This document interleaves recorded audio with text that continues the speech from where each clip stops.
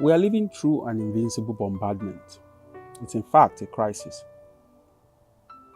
If you look at the last 100 years, humanity's greatest achievement was mastering the physical world.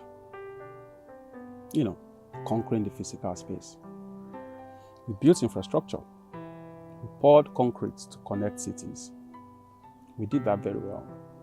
We brought the rural and connected it to places that we call the urban. Globalization, etc. We laid copper wire, in fact, to electrify the night. We built a grid that has conquered the planet. And we became the masters of the exterior engineering. But while we were busy building roads for our cars, we forgot to build roads for our minds. And now, in the 21st century, we are facing a crisis of interior infrastructure, if I may put it that way. You see, our mental landscape is a disaster zone at this point. It is unfenced, unregulated, and completely overrun by noise. And I'm not talking about the sound of traffic or construction sites. I'm not talking about the type that was written in the New York Times about silence being the sound of gentrification. Not that part.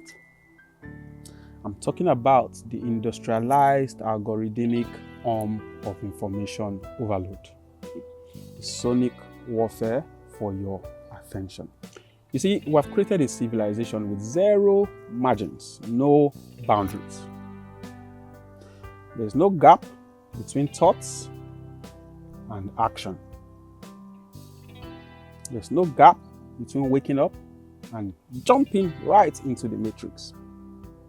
When we wait for our food, when we wait at the bus stop, when we wait for the elevator ride, even in the waiting room, the seconds before we sleep, the period we sit on the toilet, in fact, every crack, every moment has been filled with digital slop, digital potty.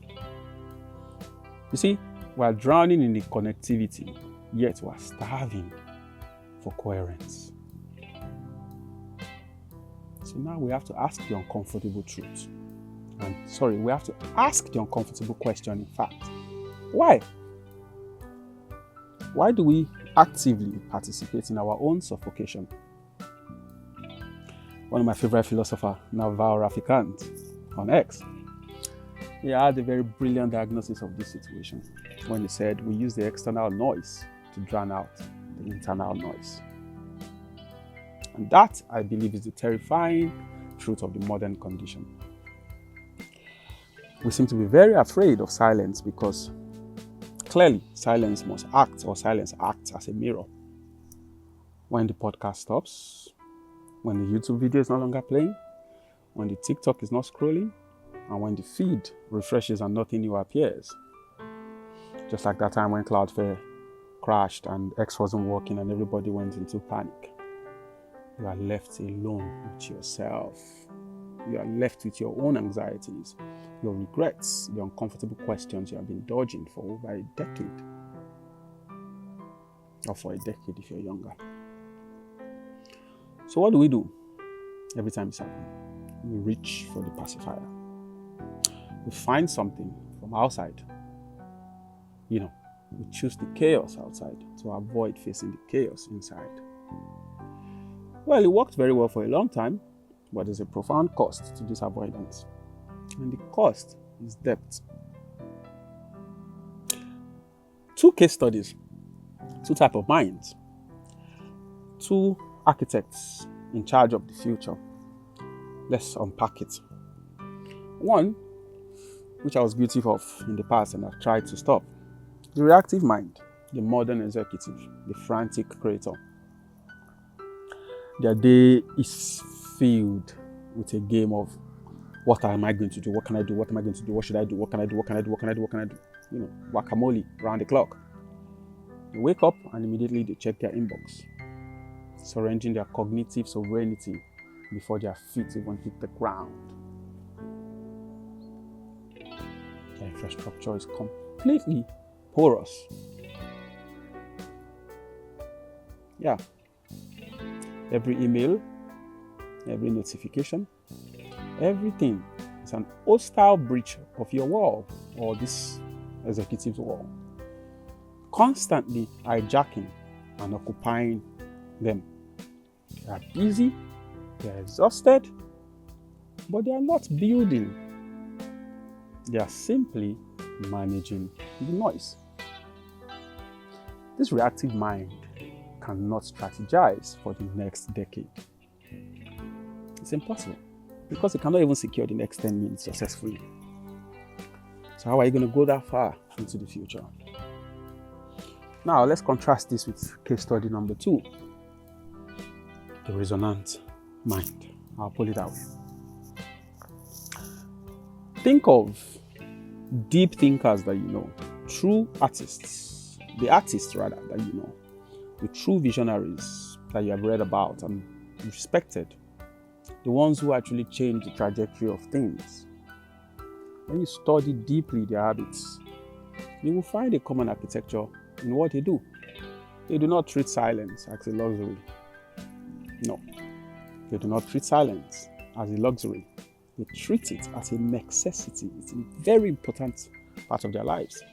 They have built impermeable walls around their deep working hours.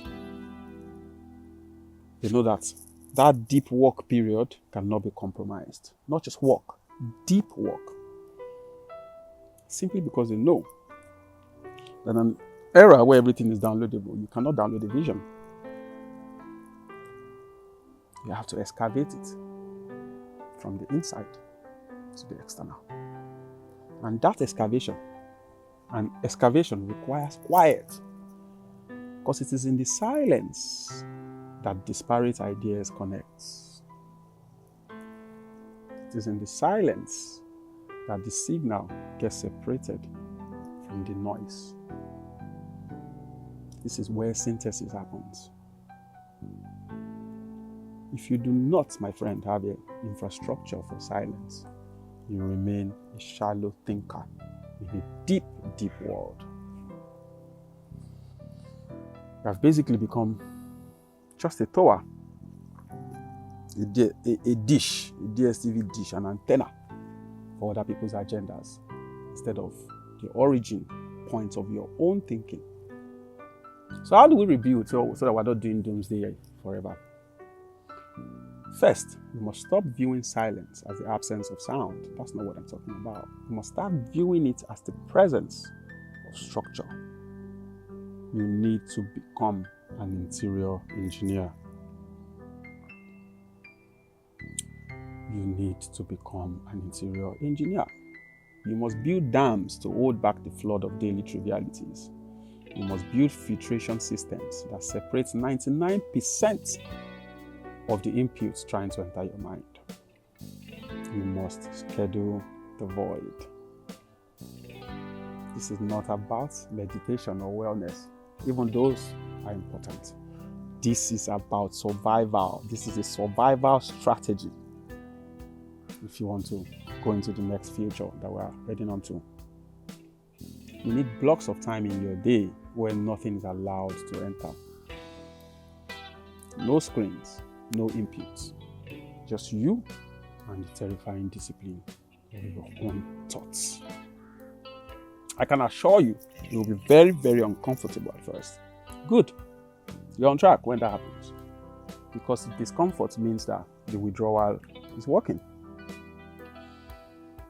You see, as with every other topic I've discussed on Decode with Logo, it's about the future and the people that will matter there. And whilst the loudest voices in the room have ever gotten your attention, the future does not belong to them. Simply because they can't win the algorithm by screaming louder. You can't be louder than the noise of the algorithm. That's more content to drown you out. If you want to own the future, you have to construct a cathedral of quiet amidst the chaos. And the reason is because by stepping back, by holding the silence long enough, you will be able to finally hear the signal.